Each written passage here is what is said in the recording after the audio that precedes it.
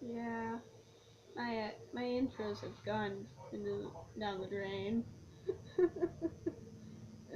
Well, I was thinking of changing it anyways, because I'm always all like, hey guys, instead of greetings and salutations, people. And yeah, I might just go with something that I usually do, like in my everyday life. I usually go, hey, or hi, or hi, or just like, because at school I'm just a very silent person. I don't really talk. But anyways, that's not why I'm recording this. My phone's dead. Almost. Like it's this close to dying. And I need my mom's charger because I don't have mine. I'm gonna change the song actually.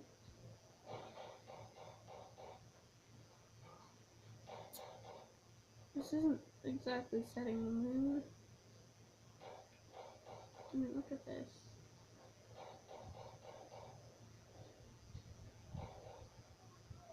I'm about to read Creepypastas. I don't have this one.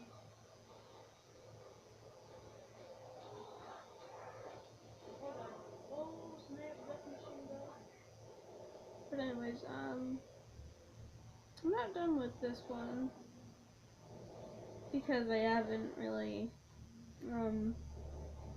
found something. Like I haven't really been inspired to write more of this. But actually, I'm gonna do something to change the lighting. So, hang tight, I guess. Eh. I don't know where the pause button is apparently.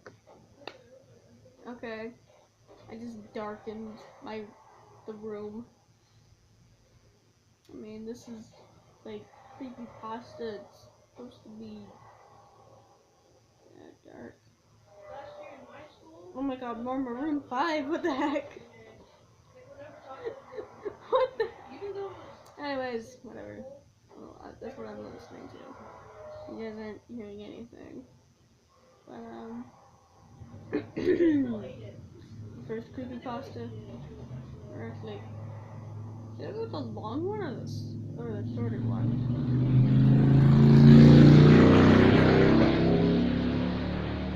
I'll go with the short one first. So this is the one about the nightmare question mark dream that I had not too long ago. I call this, well, this is called I hate motels. I hate motels. I hate staying in them. I hate even thinking about them. It always brings back the memory of what happened a couple years ago. It was about 3 months after Xavier, my son, was born. His dad, blank, lived down in Florida because I had a fear of heights and a newborn. My sister, Elizabeth, said that he would drive me all the way there. Along the way, we stopped only to stay at motels for each night before going back on the road. Me and blank weren't married at the time, but we are now. That's all I have. I didn't even get to the creepy part of that story. It's just that. I have a mom. She helped me with the lighting and everything. Thanks. Mom, thanks. Thank you for the lighting. You're welcome. Cool beans. Okay, this next one has 2 parts to it. Read along. Sort of. So I just stopped writing it because I was like, I don't know what to write here. But anyway, the second one is called Red Rover, Red Rover, Part 1. Her name was Red. She had thick, ginger hair and icy blue eyes. She didn't have any friends, and it seemed that no one cared about her. She was bullied by most of the kids at school, and the rest of the kids were just plain out ignored her. I should know since I was one of those bullies, but I didn't really want to bully her. I just wanted to fit in and have friends. But I'm just getting off topic. We were in the same classroom and shared the same teacher, Miss Ruckus. For for recess a few months ago, Miss Ruckus decided that we should play Red Rover. Now, at our school, we only had recess with our own classes. We weren't allowed to play with the other classes, even if they were in the same grade as yours. Red loved playing Red Rover for reasons that no one but her knew. Some kids thought she liked playing it because we had to say her name no matter who we called. Miss Ruckus split us up equally in two groups. Red ended up playing with kids that ignored her, while I ended up with kids that bullied her. Right next to me was my best friend, who I'll call Ray. Ray bullied Red more than anyone else in the entire school, so it wasn't a surprise that when it came to her turn to call out a name, she called Red. Red Rover, send Red right over. Ray yelled. Red let go of the hand, let go of the hands of the two kids next to her and sprinted towards Ray and I. At that moment, Ray tightened her grip on my hand and started swinging her arm. Little by little, and as Red was about to hit me in Ray's arms, Ray swung our arms into her stomach. Red gagged and choked, then fell limp onto the ground. Everyone in our group was trying to cover up their laughter, only I wasn't laughing. Miss Ruckus called out to her, telling her to get up and join our group. Red gave no answer. She didn't get up or say a word. I let go of Ray's and the other kid's hands and got on my hands and knees next to Red. I saw a single drop of blood slowly drip from her mouth. I quickly grabbed her wrist to check for a pulse and found none. I leaned over her face and put my ear next to her mouth to see if she was breathing. She wasn't. I moved away from her quickly. She's not breathing, I yelled. Everyone went silent. Miss Ruckus ran over in panic. She fell to her knees beside Red and turned the girl's body over as she was laying on her back. Get back! Miss Ruckus screamed. We scrambled away as Miss Ruckus pulled out her blue flip phone and called 911. When the ambulance arrived, Miss Ruckus was pumping Red's chest and breathing into her mouth. When the paramedics came over, they pushed Miss Ruckus aside and checked Red's pulse and breathing. After a while of them using their equipment, they told us that there was nothing they could do about her. Do you know how she died? Miss Ruckus turned to the paramedic closest to her. No, not until after the autopsy. He flipped through a folder writing small things here and there. Can you let me know after you find out what caused this, I mean? Miss Ruckus looked over at Red's body. Yeah, I'll call the school and let you know. He closed the folder and handed it to another paramedic who walked away with it. Miss Ruckus sighed. Thank you. It was a full week before the phone call. It turned out that Red had died from internal damage and drowning in her own blood. Does anyone know how this could have happened? Miss Ruckus stood in front of the class after the call finished. No one said a word. I glanced over at Ray, who looked almost satisfied. Didn't she feel even a little bit guilty? I thought angrily. I suddenly raised my hand into the air, surprising everyone. Yes, Mayori? Miss Ruckus stared me in the eyes, hard as rocks. I gulped. I knew if I were to tell the truth, Ray would hate me forever, and we would no longer be friends. But what she did wasn't right, and I didn't care if we wouldn't be friends. I stood up. Miss Ruckus, it was Ray. She was swinging her arms, and they went into Red's stomach. Red Rover, Part 2. Everyone stared at me in disbelief. Why would you lie about me? Ray asked, her voice quiet and shaky. But I'm not lying about you. You were swinging your arms. I turned and looked at Ray. He looked at me angrily. Miss Ruckus turned to Ray. Why would you do that, Ray? Red never did anything to you to deserve that. Miss Ruckus wrapped her arms around herself. Ray looked around at her classmates before running out of the room. Miss Ruckus, Red was bullied by everyone in school, even me. My voice grew into a whisper as I said it. Miss Ruckus turned to me with a look of surprised horror. She covered her mouth with one hand. Miss Ruckus looked around the room at all the faces of her students.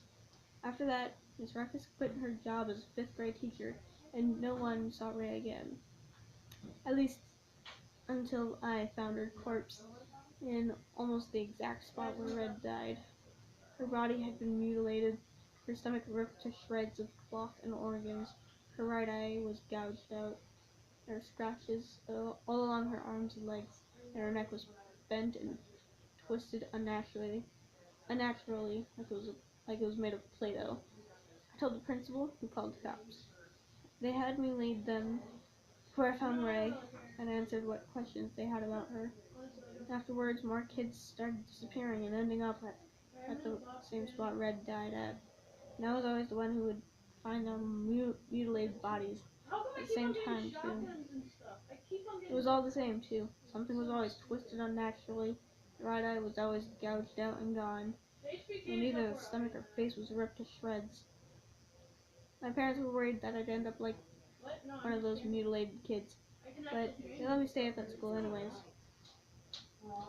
They only did that so I would be with my friends. At least, that's what they said. But, truth be told, I no longer had any friends. They were either dead or bullying me, saying that I was the one killing everyone. But I had a feeling that Red was doing it, to get revenge on anyone who had bullied or ignored her. As for me, I'm the one who will find her victims until I'm the only one left. I'm in 6th grade now. I still find Red's mutilated victims. Recently, I've stopped finding them. And whenever I'm alone, I sometimes hear Red's quiet voice saying, Red Rover, send Mayari right over. And other times, I'll see her across the street, outside the window, or in the mirror. She doesn't look the same, like I thought she would. Her once frizzy golden red hair was now stringy and blood red. The whites of her eyes were now pitch black, making her irises stand out perfectly. The clothing that she had worn the day she died had been ripped across her abdomen, showing her thin stomach. Her pale skin was now sickly gray. And that's all I got. I read weird stories. Yep. So, yeah. I mean, I do have another creepypasta, which involves my OC, whose name is Ghost's Revenge. Yeah, she's weird. What happens when you do the Easter egg? But, I mean, it's mostly written on my Wattpad account. Not so much on my Quotive account, because I don't really go on Quotive anymore. I've actually thought of getting rid of my Quotive accounts. I have like 4 of them. I don't really do anything on Quotive anymore since high school and everything. So. But yeah, those were my creepypastas. 2 of them. Maybe I should write more? I don't know. I don't think I'm all that good at writing. Even though people are all like, wow, you should be a writer. And I'm just like, no, I'm good. Because there are better people at writing than I am. So yeah. But please do let me know if I should write more of my Red Rover or I hate motels. I mean, eh, yeah. I mean, I know I'm not gonna be really famous for something so tiny.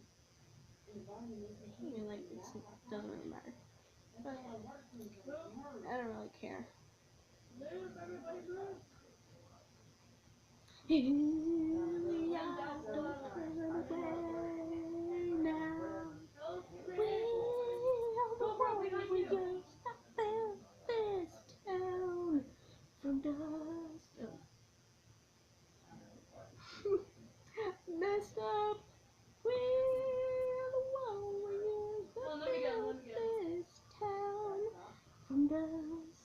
You come, you have to rise above the rest and prove yourself. Your spirit never dies.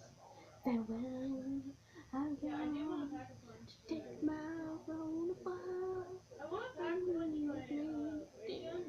I'm gonna go. Bye.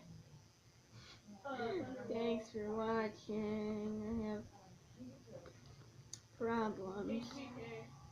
We're the warriors built this town.